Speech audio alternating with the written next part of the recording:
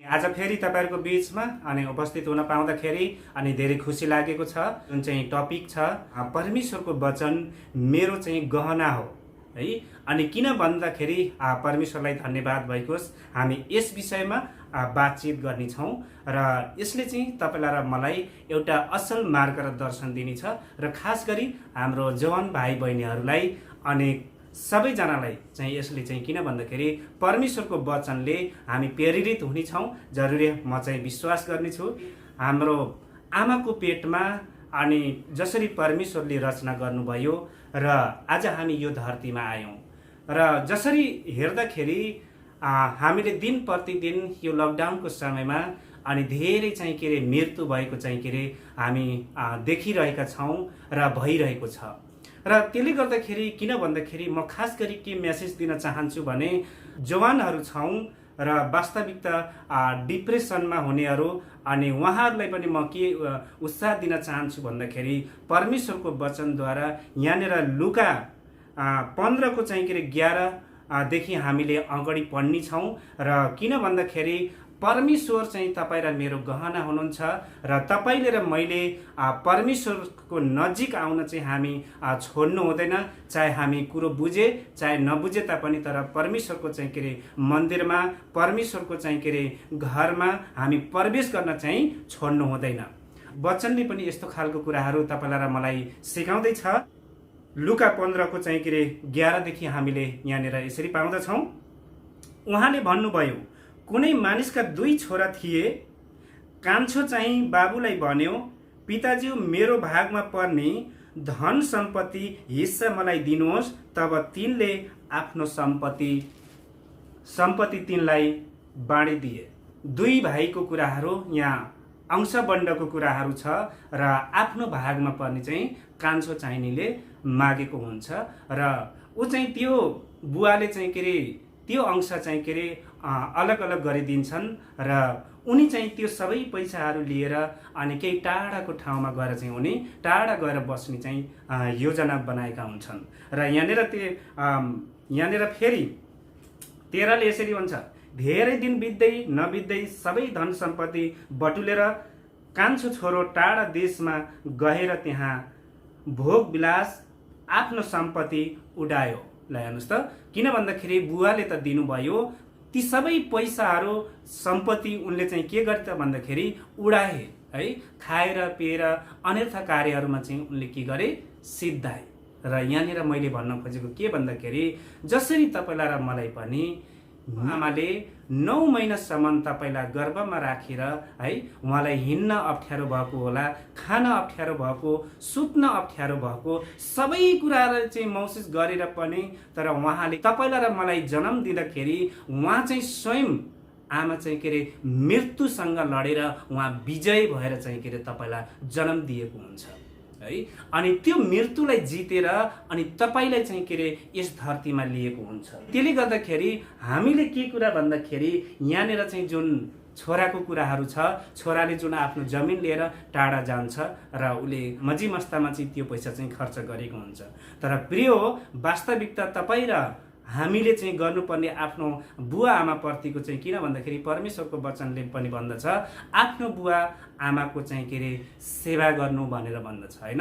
र आज तपाईँ र मेरो चाहिँ के रे अगाडि अनि तपाईँ र मेरो बुवा आमाको अगाडि तपाईँ र मेरो चाहिँ उहाँहरू लास देख्नको लागि उहाँले जन्माउनु भएको होइन, तर तपाईलाई र मलाई उहाँले चाहिँ के रे एउटा असल र सामर्थी छोराछोरी बन्नको लागि उहाँले तपाईलाई र मलाई चाहिँ जन्म दिनुभएको र यो धरतीमा परमेश्वरले लिनुभएको थियो है। र आज फेरि हामीले यसरी हेर्दाखेरि 14 मा यसरी भन्दछ, त्यसले सबै रुपैयाँ खर्च गरेको थियो। त्यसै बेला त्यस देशमा ठुलो अनिकाल पर्यो र त्यसलाई अभाव हुन थाल्यो। यहाँ हेर्नुस् त, उनी जुन देशमा गएका थिए आफ्नो बुवाबाट लिएको पैसा जुन देशमा गएर बसेका थिए अनि त्यो पैसा सबै उनले खाइपी गरेर उडाएर त्यो देशमा अनिकाल पर्यो है।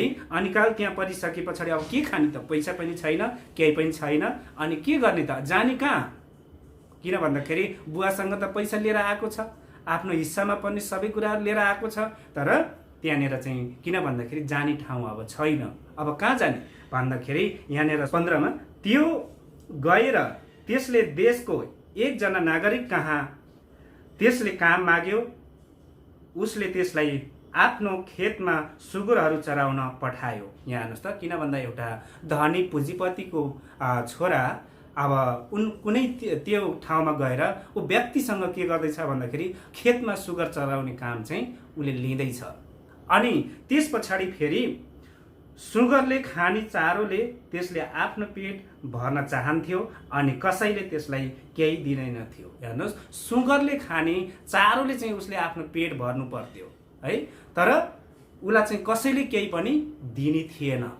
हेर्नुहोस् है, किन भन्दाखेरि बुवा र आमाबाट टाढा भएर गएको छोराले आफूले लिएको पैसा सबै उडायो, उसँग अब केही पनि छैन हैन।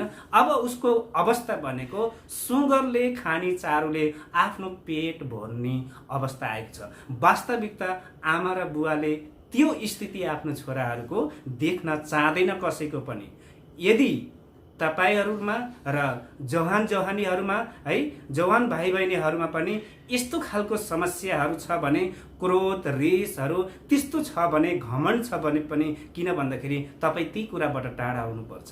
किन भन्दाखेरि हामीले हाम्रो बुवा र आमालाई चाहिँ हामीले चिन्ताको विषय बनाउनु होइन। किन भन्दा हामी नम्र र प्रेमी बन्नुपर्छ अनि तपाईको नम्रले संसार जित्न सक्नुहुन्छ, तपाईको प्रेमले संसार विजय गर्न सक्नुहुन्छ तपाईले। त्यसले गर्दाखेरि यहाँनिर फेरि यसरी भन्दछ, जब त्यसले चेत खुल्यो त्यसले भन्यो, मेरा बाबु कहाँ धेरै ज्यालादारी चाकरहरू भरपेट खाएर उब्रनी गर्छन्, तर म चाहिँ भोकले मरिरहेछु। यहाँ हेर्नुहोस् त, उनको घरमा धेरै काम गर्ने है नोकरहरू पनि थिए, तर उनीहरूले खाना खाएर पनि उब्रन्छ, तर म चाहिँ के भन्दाखेरि यहाँ खानाको लागि म तरस खाइरहेको छु हैन।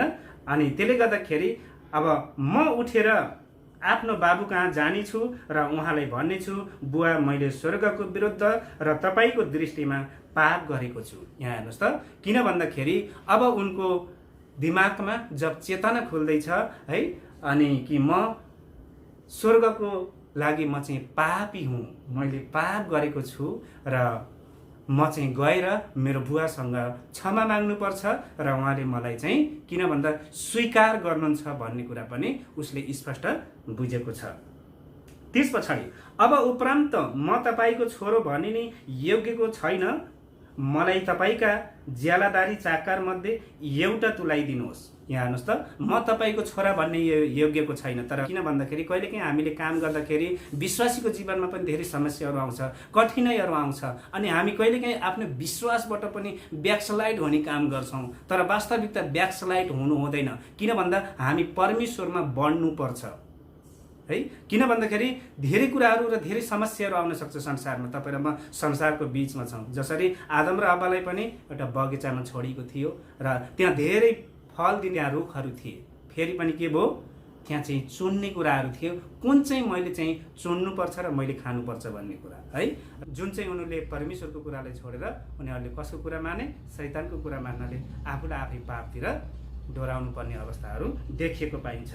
र त्यसले गर्दाखेरि आज तपाईले र मैले पनि किन भन्दाखेरि उसले चाहिँ म तपाईको छोरा हुँ भन्ने योग्यको त छैन, फेरि पनि म तपाईको एउटा नक्करको रूपमा है मलाई एकजना तुलाउनुहोस् भनेर चाहिँ उनले भनेका छन् है। अनि तब त्यो उठेर आफ्नो बाबु कहाँ आयो, तर त्यसले धेरै टाढा छँदा त्यसका बाबुले त्यसलाई देखेर र तिनी दयाले भरिए र दौडेर गएर त्यसलाई अंगालो हालेर त्यसलाई चुम्बन गरे। यहाँ हेर्नुहोस् त, किन भन्दाखेरि आमा र बुवाले तपाईलाई र मलाई कदापि पनि है, तपाईँ र मेरो चाहिँ मन है एकदमै पत्थर जस्तो ढुङ्गा जस्तो भए तापनि, तर उहाँले बुवा आमाले तपाईलाई र मलाई हमेशा चाहिँ उहाँले के भन्दाखेरि क्षमा गर्नुहुन्छ है। किन भन्दाखेरि तपाईलाई र मलाई चाहिँ प्रेम गर्नुहुन्छ उहाँले। त्यस्तै चाहिँ हाम्रो स्वर्गबाट पनि परमेश्वरले तपाईलाई र मलाई प्रेम गर्नुहुन्छ। हामी विश्वासमा डगमगाएका हुन सक्छौँ, हामी विश्वासमा कमजोर हुन सक्छौँ, हामी पढाइमा कमजोरी हुन सक्छौँ, तर परमेश्वरले है कुन पढेको र कुन धनी भन्ने कुराहरू चाहिँ गर्नुभएको छैन, तर सबैलाई स्वतन्त्र अनि सबैलाई है सानो ठुलो सबैलाई चाहिँ उहाँले है न्यायको दिनमा उहाँले सबैलाई किन भन्दाखेरि है फेरि गला लाग्नुहुन्छ। उहाँले बार बार तपाईँलाई चाहिँ के अरे उहाँले चाहिँ तपाईँको पापलाई क्षमा गर्नुहुन्छ। अनि त्यसले गर्दाखेरि छोराले तिनलाई भन्यो, बुवा मैले स्वर्गको विरुद्ध र तपाईँको दृष्टिमा पाप गरेको छु, म फेरि तपाईँको छोरो भने नि योग्य छैन। तर बाबु चाहिँले आफ्नो कमराहरूलाई भने, झट्टै सबैभन्दा असल वस्त्र ल्याएर यसलाई पहनाइदेऊ, यसको हातमा औँठी र खुट्टामा जुत्ता लगाइदेऊ। यहाँ हेर्नुहोस् त, किन भन्दाखेरि बुवाको मन है, परमेश्वरको मन र परमेश्वरले चाहिँ के अरे त्यो हृदय दिनुभएको छ नि। अनि तर किन भन्दाखेरि नि गएर उनले चाहिँ के अरे है नयाँ वस्त्र अनि औँठी र खुट्टामा जुत्ता लिएर चाहिँ तुरन्त पहनाइदिऊ भनेर चाहिँ भन्नु। र त्यहाँ चाहिँ उनको घरमा भएको एउटा चाहिँ है मोटो घाटो चाहिँ पशु लिएर चाहिँ काटिएको छ र त्यहाँ चाहिँ किन डिजेहरू बजाएर चाहिँ खुसी गरिएको छ। प्रिय, यहाँ मैले भन्न खोजेको आज धेरै जवानहरूमा के छ भन्दाखेरि नम्र हुनुपर्छ र जवानहरू चाहिँ किन भन्दाखेरि नम्र भएर चाहिँ के अरे संसारलाई एउटा आदरणीय बन्नुपर्छ। किन भन्दाखेरि आफ्नो चाहिँ पापलाई स्वीकार गरिकन नम्र भइकन परमेश्वरको राज्यमा प्रवेश गर्नुपर्छ। यदि तपाईँले र मैले यो कार्य परमेश्वरको वचनबाट यदि हामीले सिक्यौँ र है परमेश्वरको वचनबाट प्रेरित भएर अगाडि बढ्ने कोसिस गर्यो भने तपाईँलाई दुनियाँको कुनै पनि ताकतले चाहिँ ढलाउन सक्दैन। र आज हामी यी डिप्रेसन अनि यो आत्महत्या यी सबै कुराबाट, किन भन्दाखेरि तपाईँको आमा बुवाले चाहिँ के अरे है त्यो लास देख्नको लागि तपाईँलाई चाहिँ जन्म दिनुभएको होइन है, तपाईँ बिरामी हुनको लागि, तपाईँ अप्ठ्यारोमा पर्नको लागि, हरेक समस्यामा राख्नको लागि है तपाईँलाई यो धरतीमा लिएको होइन, तर तपाईँलाई एउटा असल र मार्गदर्शन दिनको लागि र परमेश्वरको योजनाभित्र राखिकन, किन भन्दाखेरि एउटा बाउले चाहिँ छोरालाई क्षमा गरिएको छ है यो धरतीभित्र। फेरि पनि स्वर्गबाट हाम्रो पिताले पनि तपाईँलाई र मलाई क्षमा गर्नुहुन्छ। उहाँले बार बार क्षमा गर्नुहुन्छ तपाईँलाई, मलाई बार बार क्षमा गर्नुहुन्छ उहाँले है। तपाईँले र मैले पाप गरे तापनि त्यसले गर्दाखेरि किन भन्दाखेरि तपाईँ र म सधैँ हमेसा परमेश्वरप्रति बदलिएको हुनुपर्छ। तपाईँ आत्महत्या होइन, तपाईँको जीवन तपाईँको जिन्दगी निराशामा होइन, हौसला र चाहिँ के अरे शान्तिमा परमेश्वरले बदल्नुहुन्छ। कदापि तपाईँ यस्तो अप्ठ्यारो र यो नराम्रो कुराबाट तपाईँ हमेसा टाढा रहनुहोला। यदि तपाईँलाई त्यस्तो खालको चाहिँ के अरे समस्याहरू देखा पर्छ भने तपाईँ सधैँ परमेश्वरको वचनलाई अँगालिरहनुहोस् है। परमेश्वरले तपाईँलाई दिन प्रतिदिन सिकाउनु छ, परमेश्वरले तपाईँलाई चाहिँ बढ्नमा मद्दत गर्नु छ। त्यसले गर्दाखेरि बुवाले चाहिँ के अरे किन भन्दाखेरि परमेश्वरको वचन उहाँको लागि एउटा गहना थियो, उहाँले प्रेम देखाउनु भयो र परमेश्वरको प्रेमले आज हामीले संसारभरि चाहिँ नम्र र प्रेमको विषयमा हामीले पाउँछौँ। र क्षमा गर्ने एउटा जीवित परमेश्वरको पुत्रलाई मात्रै यो अधिकार दिएको छ। त्यसले गर्दा प्रिय हो, मानिसले तपाईँको चेहरा हेरेर, तपाईँको रूप हेरेर अनि जमिन हेरेर क्षमा गर्न सक्छ, तर परमेश्वरले चाहे सानो होस्, चाहे ठुलो होस्, चाहे गरिब होस्, चाहे कस्तो पनि होस्, तर परमेश्वरले हृदयलाई जाँच्नुहुन्छ। त्यसले गर्दाखेरि परमेश्वरलाई धन्यवाद भएको होस्। र किन भन्दा खास गरी हामीले यी सन्देश, किन भन्दाखेरि एक स्त्रीले लगाएको गहनाले है संसारको इज्जत राखिने भनिन्छ, एउटा कपडाले संसारको इज्जत राखिने भनेर भनिन्छ, तर विश्वासी र जवानहरूलाई के भन्दाखेरि परमेश्वरको वचन चाहिँ गहना हो। किन भन्दा यो परमेश्वरको वचनले तपाईँलाई र मलाई नम्र र तपाईँ र मेरा मार्गदर्शनहरू सिधा गरिदिनुहुन्छ। खतरा र डरलाग्दो पापहरू हो त्यो सबैबाट चाहिँ उहाँले तपाईँलाई र मलाई छुटकारा दिनुहुन्छ।